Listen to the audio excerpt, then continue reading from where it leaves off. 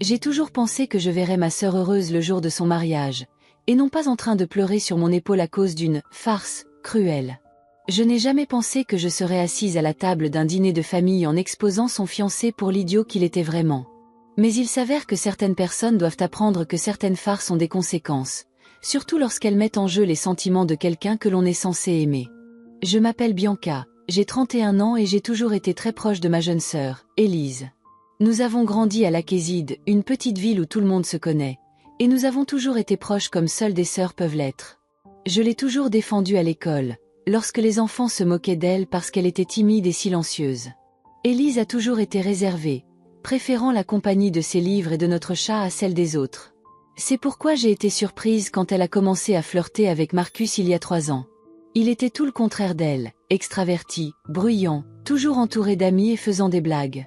Au début, j'ai pensé qu'il pourrait être bon pour elle, quelqu'un qui pourrait l'aider à sortir de sa coquille. Mais il y avait quelque chose en lui qui ne m'a jamais complètement convaincue. De petits signes sont apparus au fil du temps. La façon dont il avait toujours besoin d'être au centre de l'attention. La façon dont il faisait toujours des blagues à ses dépens. « Ce n'est qu'une blague, ma chérie », disait-il lorsqu'il voyait son visage rougir d'embarras. La façon dont il roulait des yeux lorsqu'elle parlait de ses intérêts ennuyeux. Des commentaires comme « Tu dois apprendre à prendre les choses à bras-le-corps » ou « Tout le monde pense que c'est drôle, sauf toi ». Mais rien ne m'avait préparé à ce qui s'est passé cette nuit-là. Élise s'est présentée sur le pas de ma porte à 23 heures, les yeux gonflés par les pleurs. J'ai été surpris de la voir dans cet état en ouvrant la porte. Je lui ai demandé ce qui s'était passé en l'attirant à l'intérieur. Entre 2 sanglots, elle m'a raconté. Marcus avait organisé un dîner avec ses amis dans un restaurant de luxe. Au milieu du repas, il s'est agenouillé devant elle, a sorti une petite boîte en velours de sa poche et a commencé un discours émouvant sur l'amour qu'il lui portait et sur le fait qu'il voulait passer le reste de sa vie avec elle. Mon cœur battait la chamade, Liv, dit-elle en essuyant ses larmes. Je pensais que c'était le moment le plus heureux de ma vie. Lorsqu'elle a dit oui, en pleurant de joie, il s'est levé, a ri et a dit « Je plaisante, ma chérie. Tu pensais vraiment que j'étais sérieux ?» Ses amis ont éclaté de rire. Tout le restaurant en est témoin. Élise est restée assise, mortifiée, pendant que tout le monde riait à ses dépens. « C'est la chose la plus humiliante qui me soit arrivée, » murmure-t-elle. Je voulais mourir. Le sang bouillait dans mes veines. Je voulais aller chez lui à ce moment précis et lui faire avaler cette boîte vide. Mais Élise m'a supplié de ne rien faire.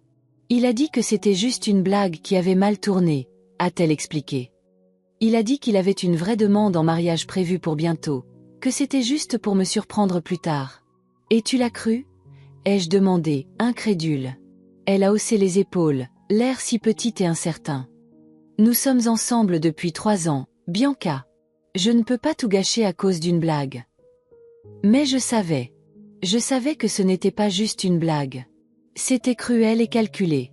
Et pendant qu'Élise dormait sur mon canapé cette nuit-là, j'ai commencé à planifier.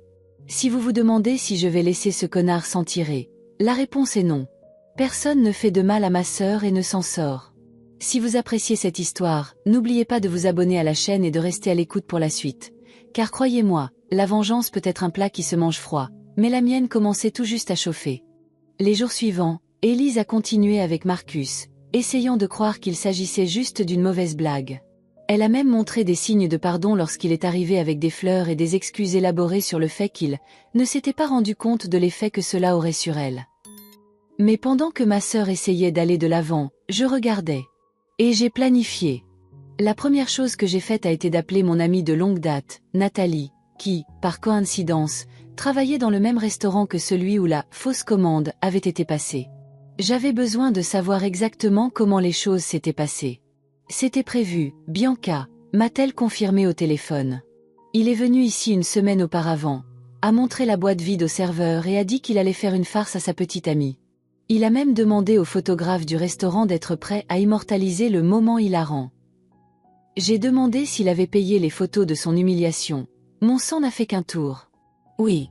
Et quand sa sœur a commencé à pleurer de honte, il a commandé une tournée de boissons pour lui et ses amis pour célébrer le succès de la farce.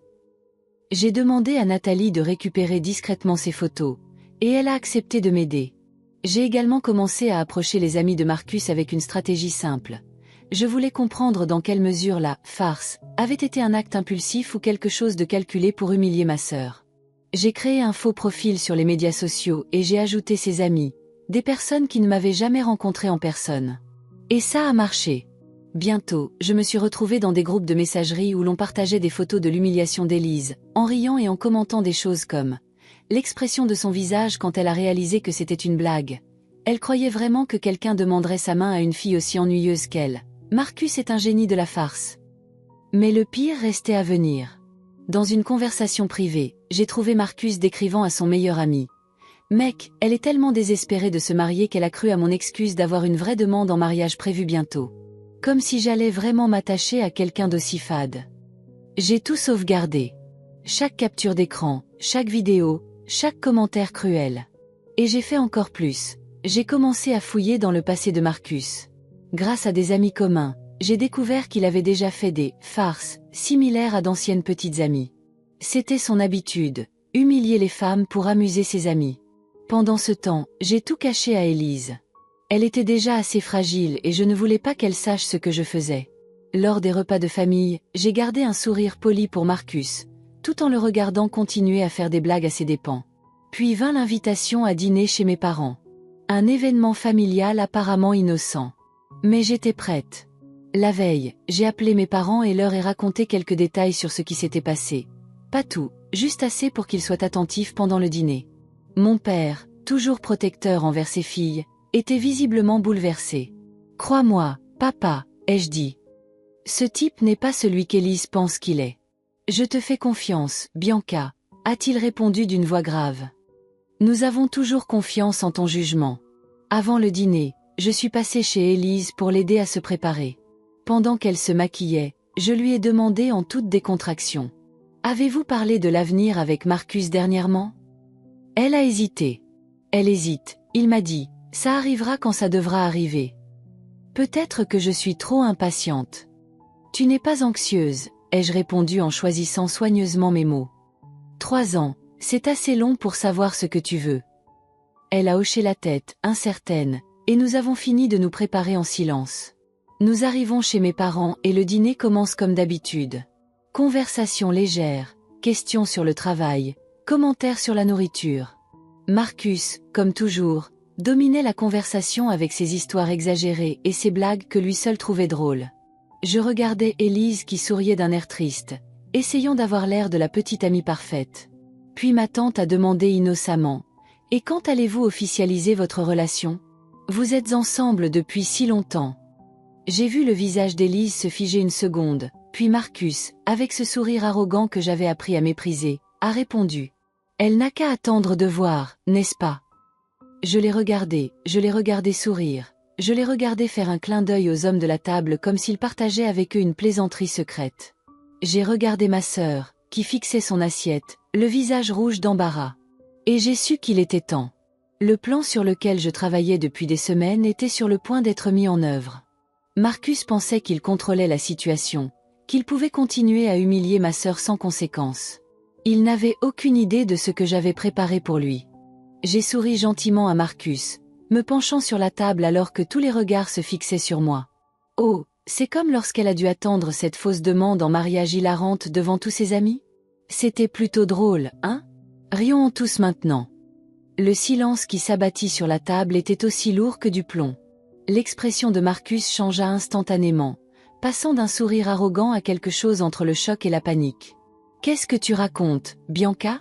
demande ma mère en regardant de moi à Élise, qui semble vouloir disparaître dans sa chaise. J'ai gardé ma voix décontractée, comme si je participais à une conversation légère.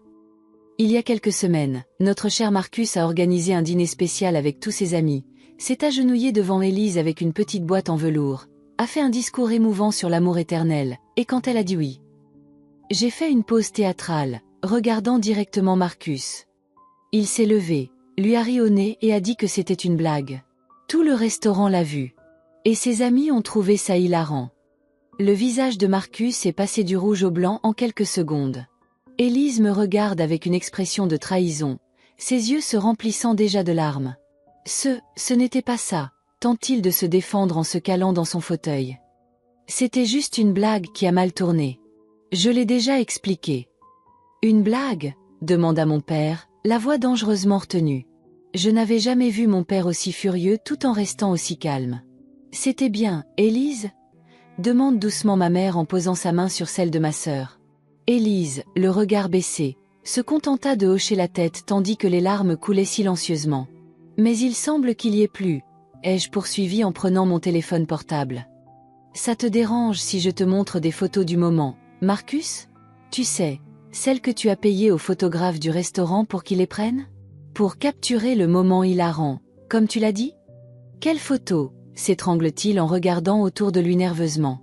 J'ai tendu mon téléphone portable à mon père, qui a regardé l'écran d'un air de plus en plus sombre avant de le tendre à ma mère. Les photos montraient clairement le moment. Élise pleurant de bonheur, Marcus se redressant avec un sourire espiègle, puis son visage se transformant en pure gêne alors que tout le monde riait autour d'elle. Quel genre d'homme fait cela à la femme qu'il prétend aimer?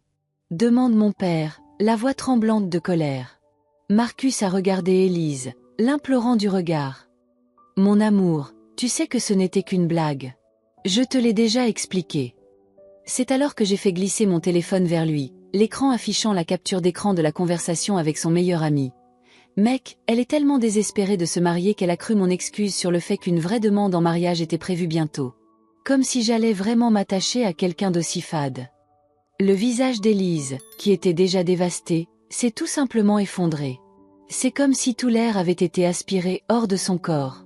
« Qu'est-ce que c'est » murmure-t-elle en attrapant le téléphone de Marcus, qui reste figé. Ce sont les conversations de Marcus avec ses amis ces derniers jours, Élise, répondis-je calmement. Il y a plus. Beaucoup plus. Ils ont partagé des photos de ton humiliation dans des groupes privés. Ils ont fait des blagues sur toi, sur le fait que tu es ennuyeuse. Il s'est même vanté d'avoir fait d'autres farces similaires à d'anciennes petites amies. Marcus se lève brusquement, renversant son verre. C'est une atteinte à la vie privée. Vous ne pouvez pas. Intrusion dans la vie privée, a répondu mon père, qui s'est également levé. Vous avez humilié publiquement ma fille, vous avez payé des photos de son humiliation, vous les avez partagées avec vos amis, et vous avez l'audace de parler de vie privée? Ce n'est pas une blague, a ajouté ma mère, la voix tremblante. C'est de la cruauté. Tu l'as planifié, dit finalement Élise, en regardant Marcus avec une clarté dans les yeux que je n'avais pas vue depuis longtemps. Des semaines avant, tu avais prévu de m'humilier. Il a essayé de lui prendre la main, mais elle a reculé. Élise, s'il te plaît. C'est ce que tu penses vraiment de moi? Demande-t-elle en tenant le téléphone, la conversation toujours ouverte. Que je suis ennuyeuse. Désespérée? Après 3 ans de vie commune? Non, bien sûr que non. Il tente de se ressaisir, réalisant qu'il est en train de perdre le contrôle de la situation. C'était juste, des conneries momentanées avec les copains. Tu sais comment sont les conversations entre hommes. En fait, interrompis-je, j'ai aussi ces conversations avec d'autres personnes. Je me suis détournée et j'ai cherché dans mon sac des feuilles de papier imprimées. Ce sont des déclarations de ses ex-copines. Après avoir découvert le schéma, j'ai pris contact avec certaines d'entre elles. Elles ont toutes raconté des histoires similaires sur la façon dont vous les avez humiliées pour divertir vos amis. Les yeux de Marcus s'écarquillent sous l'effet d'une véritable panique, alors qu'il réalise pleinement ce qui est en train de se passer. Tu as tout planifié, dit-il en me pointant du doigt d'un air accusateur. Tu as tout manigancé pour me faire passer pour quelqu'un d'horrible. Non, Marcus, ai-je répondu calmement. Tu l'as fait toi-même. Je n'ai fait que relier les points. Et pourquoi as-tu fait ça? C'est quoi ton problème? S'est-il écrié, perdant complètement son sang-froid. Tu m'as toujours détesté. Non, j'aime juste ma sœur, ai-je répondu en gardant ma voix stable. Et je ne peux pas rester là à regarder quelqu'un la traiter comme ça. Élise se leva lentement, tenant toujours le téléphone. Ses yeux, bien que larmoyants, avaient une fixité que je n'avais pas vue depuis longtemps. C'est fini, Marcus, dit-elle simplement. Partez, s'il vous plaît. Élise, tu n'es pas sérieuse. Sors de la maison de mes parents, répéta-t-elle, la voix plus forte. C'est fini. Mon père s'est avancé, s'interposant entre Marcus et Élise. Vous avez entendu ma fille. Il est temps de partir. Marcus regarda autour de la table, cherchant un allié, un moyen de s'en sortir, mais il ne trouva que des visages rigides et déçus. Pour la première fois, il était complètement hors de contrôle, sans public pour ses blagues, sans personne pour applaudir son comportement cruel. « Tu vas le regretter », murmure-t-il en attrapant son manteau. « Ce n'est pas fini. »« Si, c'est fini », répondit Élise, et pour la première fois de la soirée, un petit sourire effleura ses lèvres. « C'est bel et bien fini. » La porte a claqué quand il est parti, laissant un silence pesant dans la salle à manger. « Je suis désolée », dit enfin Élise en nous regardant tous. « J'aurais dû m'en rendre compte. J'aurais dû faire quelque chose avant. Je n'aurais pas dû laisser faire, dis-je en serrant ma sœur dans mes bras. J'aurais dû dire quelque chose dès le premier jour où j'ai compris comment il te traitait. » Ma mère a servi une tasse de thé à Élise, tandis que mon père s'est assis à côté d'elle, lui tenant la main. Notre famille a toujours été proche, mais à ce moment-là, nous étions un mur qui protégeait Élise. « Vous le saviez ?» demande Élise en regardant ses parents. « Vous saviez ce que Bianca préparait ?»« Pas tout », répondit honnêtement mon père. Bianca nous a parlé de la fausse demande, mais pas de l'enquête qu'elle a menée. Mais nous lui avons fait confiance, et elle avait manifestement raison à son sujet. « Tu as vraiment pris contact avec ses ex ?» demande Élise, qui me regarde avec un mélange d'admiration et d'incrédulité. J'ai hoché la tête. 3 d'entre elles. Elles ont toutes raconté des histoires similaires. L'une d'entre elles, Sophie, m'a envoyé une vidéo de lui faisant quelque chose de similaire, prétendre qu'il avait perdu son emploi pour voir comment elle réagirait, puis rire quand elle s'est mise à pleurer en disant qu'il la soutiendrait financièrement. C'est un schéma, ajoute doucement ma mère. Chérie, certaines personnes trouvent du plaisir à faire du mal aux autres. Il ne s'agit pas de toi, cela n'a jamais été le cas. Élise est restée silencieuse pendant un long moment, absorbant tout cela. Je me sens si stupide, dit-elle enfin. Si naïve. Non, ai-je répondu avec fermeté. Tu as fait confiance à quelqu'un qui t'a dit qu'il t'aimait. Ce n'est pas de la stupidité, c'est du courage. C'est sa faute, pas la tienne. Dans les semaines qui ont suivi, les choses ont été difficiles pour Élise. Marcus a tout essayé, des appels téléphoniques désespérés, des messages demandant pardon, des fleurs envoyées à son travail. Il s'est même présenté une fois chez mes parents, complètement ivre, pour lui parler. Mais Élise a tenu bon. Chaque fois qu'elle hésitait, je lui rappelais les conversations qu'il avait avec ses amis, la façon dont il la considérait comme une blague.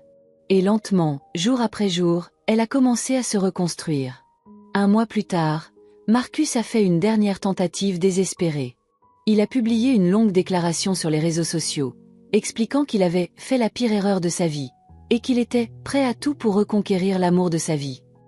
Il a marqué Élise, toute notre famille et nos amis communs.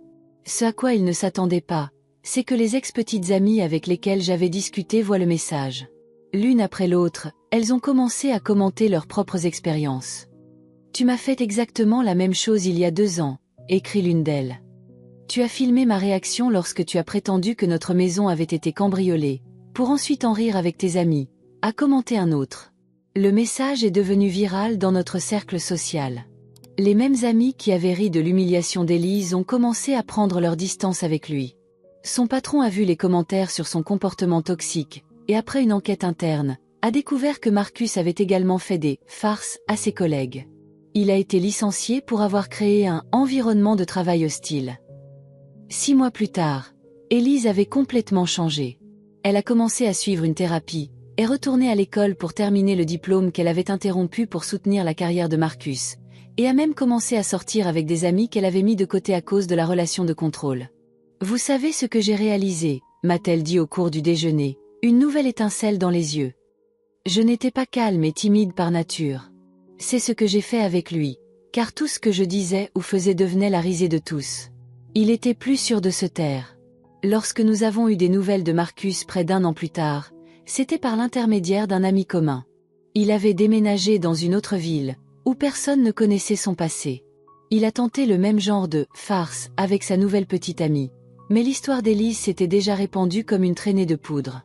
Sa nouvelle petite amie a rompu immédiatement avec lui et a alerté d'autres femmes. Il finit par s'isoler socialement, toujours considéré avec méfiance. Pendant ce temps, Élise s'épanouit. Elle a terminé ses études avec mention, a trouvé un emploi qui la valorisait vraiment et a commencé à sortir avec un homme gentil qui la traitait avec le respect qu'elle méritait. Lors de notre dernier repas de famille, je l'ai vu rire ouvertement, raconter des histoires de travail, être la personne dynamique qu'elle avait toujours été avant que Marcus n'entre dans sa vie. Tu sais, m'a-t-elle dit alors que nous aidions à faire la vaisselle après le dîner. Pendant longtemps, je t'en ai voulu d'avoir exposé Marcus de la sorte. Je pensais que tu m'avais encore plus humilié. Je sais, ai-je répondu, sentant un serrement dans ma poitrine. Et je suis désolée si c'est ce que tu as ressenti. Non, elle a secoué la tête. J'essaie de te dire que tu avais raison.